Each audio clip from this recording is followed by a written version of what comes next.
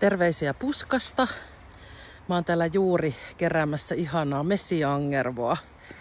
Täällä näin kukkii ihanasti.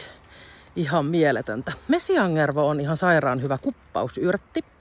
Elikkä jos teet sitä yrttivesikuppausta, niin sinne kuulkaas mesiangervoa. Ja ennen kuin alkaa kukinta, niin voit kerätä ja kuivattaa lehtiä ja vartta ja myös juurta. Ja sitten kun kukinta alkaa, niin sitten kerää vaan kukkaa. Sen jälkeen ei, koska kaikki se vaikuttavin voima on silloin aina siinä, mikä on tulossa.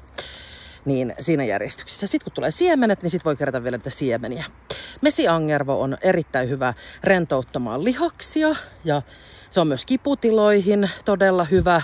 Sillä on lukuisia muitakin vaikutuksia. Mä laitan sitten lisää tietoa mesiangervosta, mutta nyt kesällä paras aika kerätä mesiangervoa. Ja mesiangervo on siinä mielessä hyvä kasvi, että sitä voi kerätä pitkin kesää vielä pitkälle loppukesään asti.